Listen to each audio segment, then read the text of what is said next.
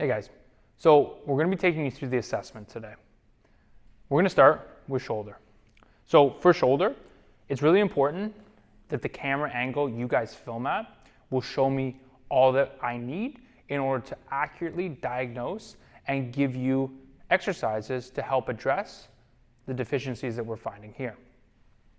This will also help me from a programming standpoint because it will give me objective information and allow me to choose better exercise selection for you.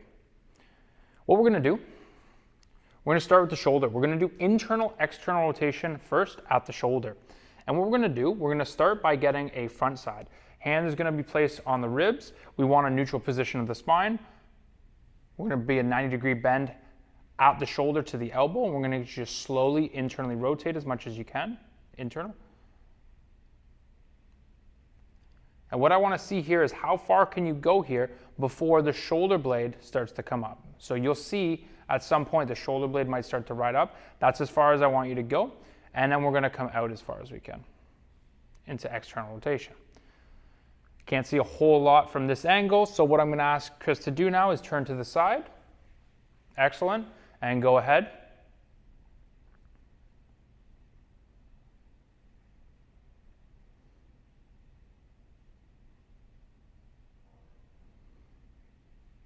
Perfect. From here, what I'm going to get him to do, we're going to take the elbow locked out, and we're going to lift his arm up as high as we can. So just lift the arm straight up, all the way as high as you can. What I'm looking at here is, can he come into this range here? And we're looking, is he compensating through the spine? From here, we're going to come, and I'm going to get you to lift the other direction. So bring your hand up and back as far as you can. Keep going. Keep going. Good. And that's the shoulder. We're going to move down and we're going to go to the spine. I'm going to get Chris to start in a tall kneeling position for me. So go ahead and face the camera for me, please. From here, what I'm going to get him to do is cross one hand on either shoulders. Yep. We're going to lift our elbows up a little bit. Okay. I want you to make sure that nothing here is moving except for the spine. So I stay facing the camera. We're just going to relax it just a little bit right there. Good. And I'm going to get him to rotate through his mid-back. So from here, we're going to have both of the creases of his hips stay facing forward and rotate.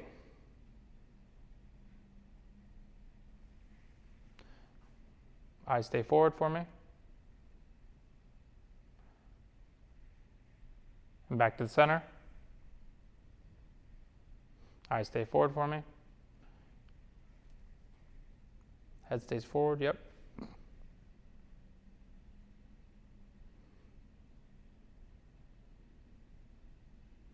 Excellent. Good, really important we get this one from a front-facing angle. That's going to give me a lot of information. We're next going to go into Segmental Cat Camel. So onto all fours. The camera should be facing you from the side here. And I'm going to get you to slowly think about moving each part of the spine as far as we can.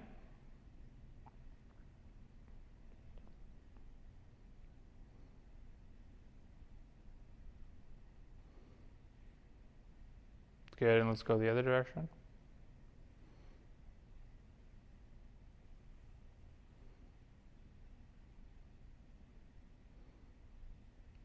Excellent. So right here, I want to gather some information about how well can he segment or move each portion of the spine relative to one another. So hands stay directly under the shoulders, knees stay directly under the hip. We don't want to see him rock forward or backwards or shift his weight. We want him to be moving only throughout the spine. From here, what I'm going to get you to do is we're going to move to the hips. So the hips are going to be another one where we're going to need a few different angles. We're going to start, and I'm going to get Chris to lay face up, and he's going to be facing away, head facing away from the camera. So if you could have your feet facing the camera. So this here is going to be really, really valuable. I'm going to get you to slide up just a little bit for me. Perfect. And from here, what I wanted to do, we're going to do internal and external rotation first. So we're going to take one leg, we're going to raise it, we're going to bend the knee to 90 degrees, we're going to point the toe up. This opposite leg is going to stay neutral, so we're going to squeeze the quad as much as we can. From here, I want you to think there's a straight line from the ceiling drawing down through his knee into his hip. And what I'm going to get him to do is I'm going to get him to internally rotate as much as we can, maybe as far as we can. And then we're going to go the opposite direction, which is going to be external rotation.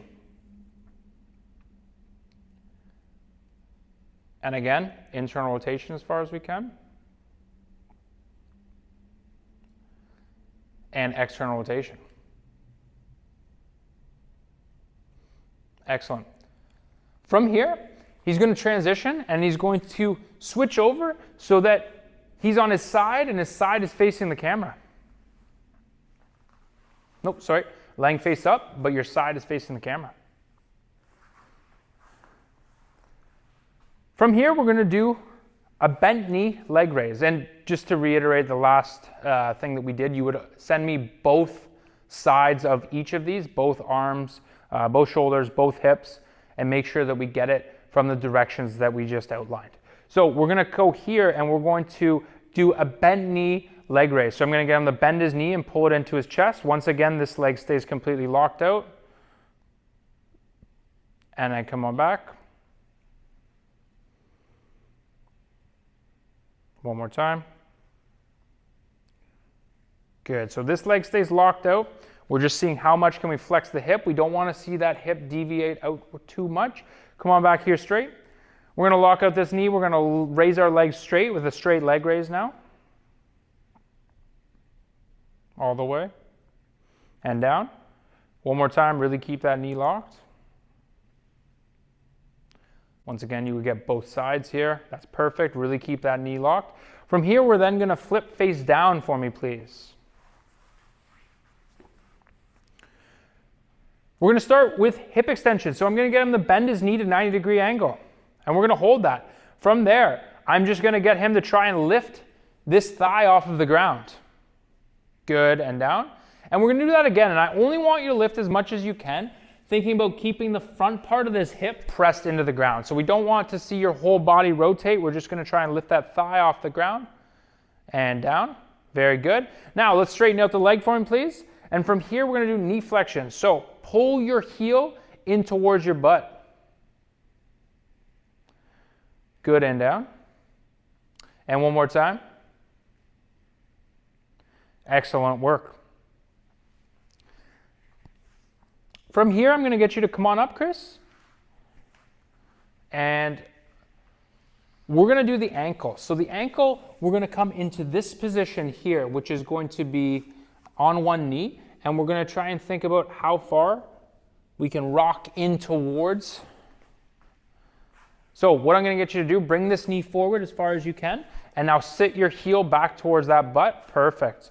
Keep your full foot on the ground. What I'm going to get you to do, you're going to start rock back a little bit. And now what I'm going to get you to do is try and rock forward and see how far we can push that ankle. Good, and hold. And come on back. And hold. Excellent. So that's going to be some of the basic assessments. I'm going to get them to come on up. There's two other things that can give us quite good value. And this is just going to help me from a programming standpoint a little bit. The first one is going to be a toe touch. So I'm going to get him to turn to the side for me, please. Put his feet together. Lock out his knees. And I'm going to get him to keep his knees locked and reach down and touch his toes. And come on up. And one more time. Perfect. And then I'm just going to get him to do a squat. So I'm going to get him to go a little bit outside of hip width apart. We're going to get him to put his hands in front of him. Good. And I'm going to get him to just squat down. And come on up. Get a little bit of information there. One more time. And come on up. So this is going to be the overview of the basic assessment that we would like to see. Follow the instructions here, and if you have any questions, let us know.